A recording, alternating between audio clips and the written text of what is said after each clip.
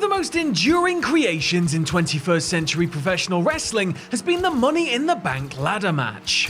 Implemented all the way back in the year of 2005, Money in the Bank's impact goes beyond the mere institution of the match itself. The outcome sets up the tease of a major payoff down the road, creating genuine suspense and anticipation for a star-making moment that could occur at any time.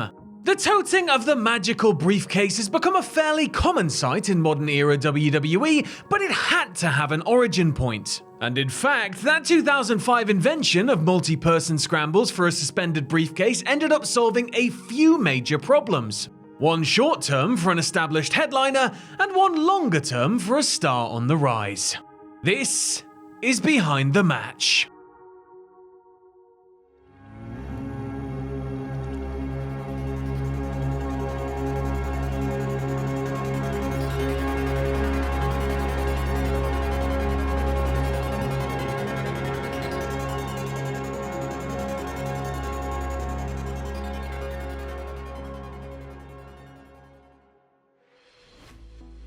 Rather than start at the beginning, let's first examine what was a perfect payoff.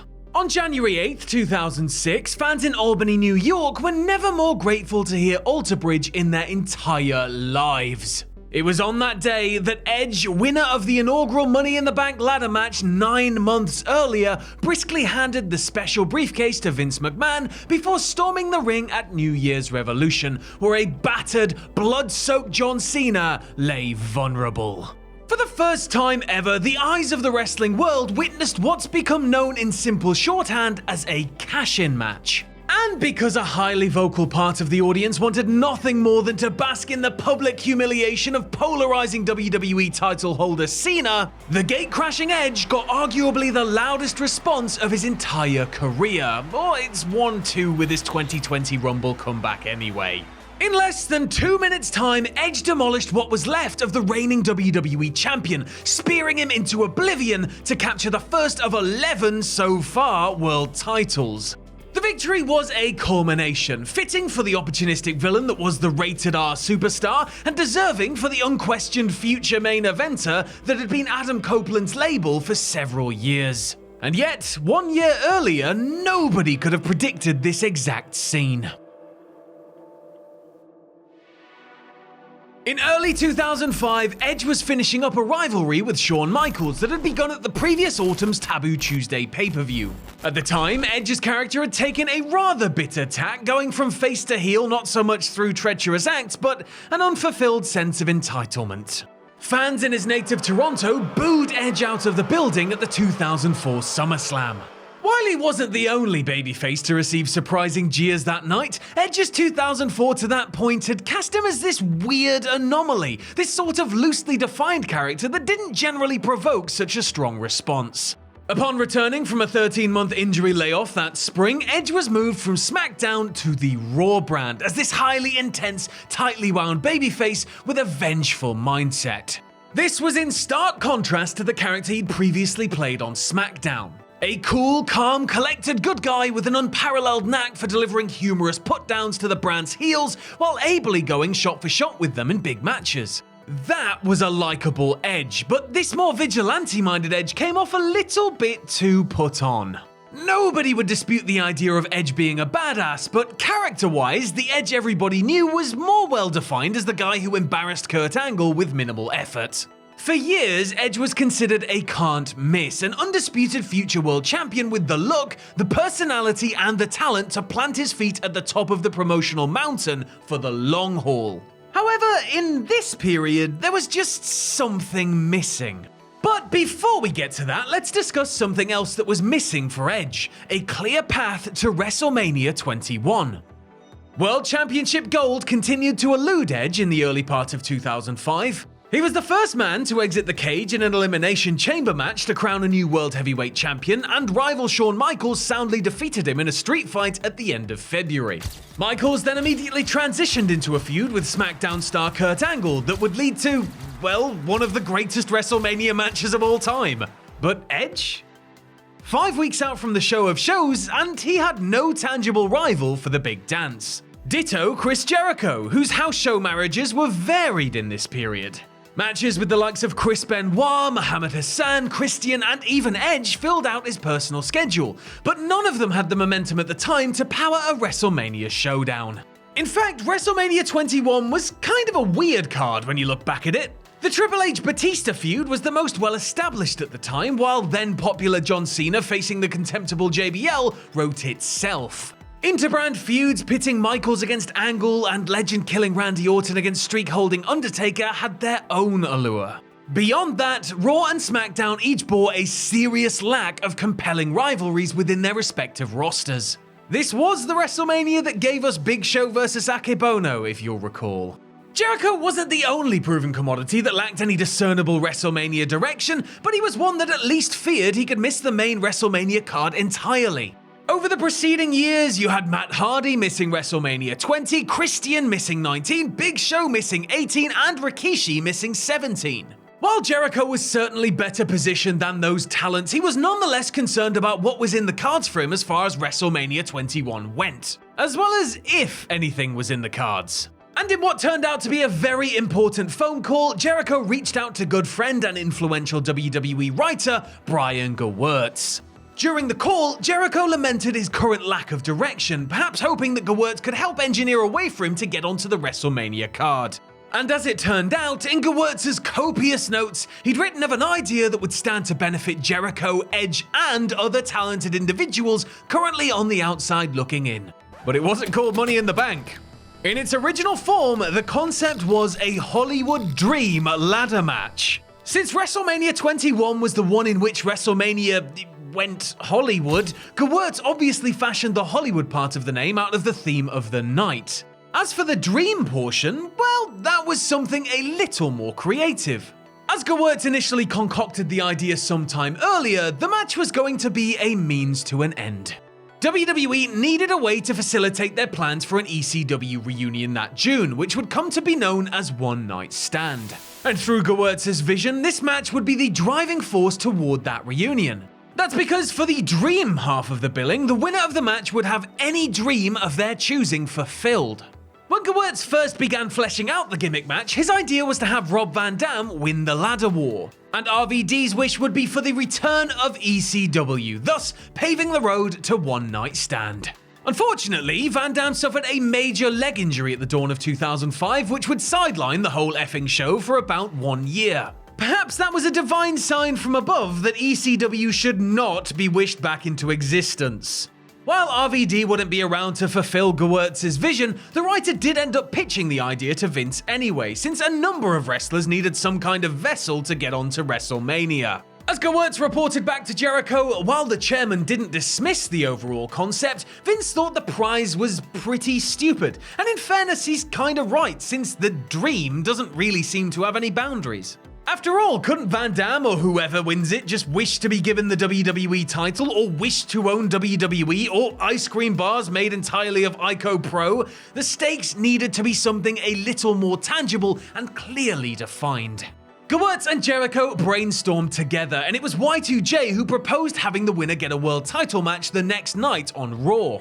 Gewirtz modified that into a world title shot redeemable any time within a 1-year window to create longer-lasting intrigue. McMahon was sold on the concept, but added one more personal touch. He wanted the championship contract to be represented via a briefcase.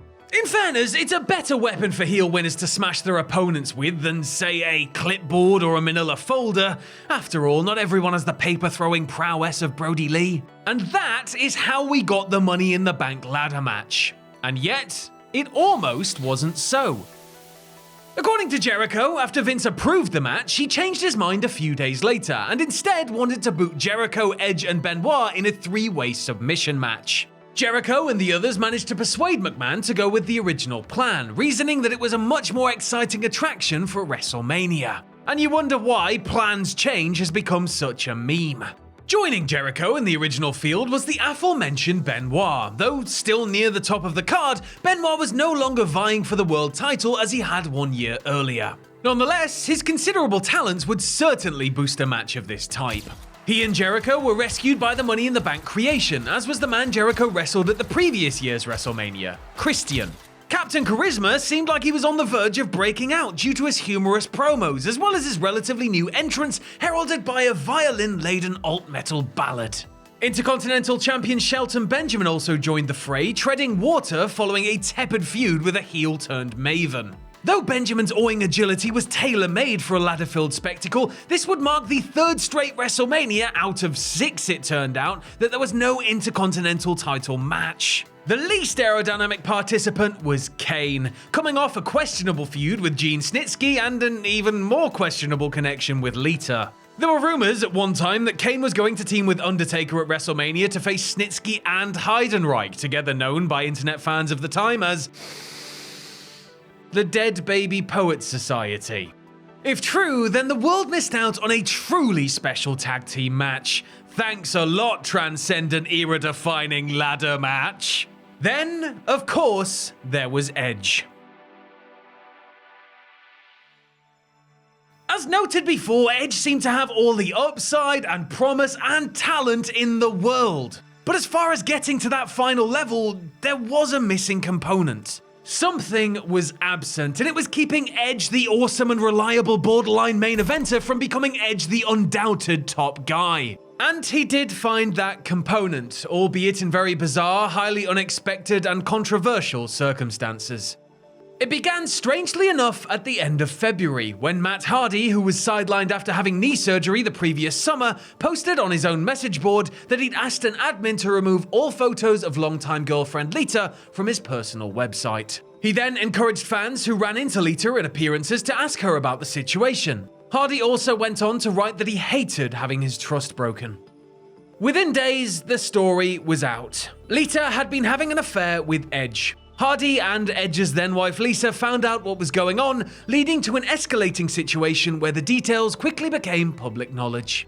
The March 7th episode of Raw emanated from Hardy Country, Raleigh, North Carolina. And to demonstrate the immense power of the internet news mill, fans at the RBC Center fired off chants like "You screwed Matt" and "You screwed Lita" during Edge's match with Jericho. And talk about incredible timing, 2 months after injuring her knee at New Year's Revolution, Lita made her return as Christy Hemi's coach for the latter's match with Women's Champion Trish Stratus at WrestleMania 21. Though the surprise garnered a positive response to start, Lita was quickly showered with boos during the remainder of the segment. Public sentiment sided with Hardy in the situation, and the heat upon Edge and Lita was inescapable. The tryst and its ugly fallout remained headline fodder and was more of a talking point than any of the written storylines. For the time being, Lita pressed on as a babyface, seconding Hemi while no acknowledgement was made of the contradictory boos. For Edge, however, those boos were hardly contradictory. In fact, the controversy inadvertently gave Edge the shading he needed to become a complete character. In other words, this situation finally gave Edge his edge. The searing hatred that met him in the weeks ahead was there as he walked the aisle inside LA's Staples Center the night of WrestleMania 21. Christian, the only other heel of the sextet, received nowhere near the vitriol that his one-time kayfabe brother earned under those bright WrestleMania lights.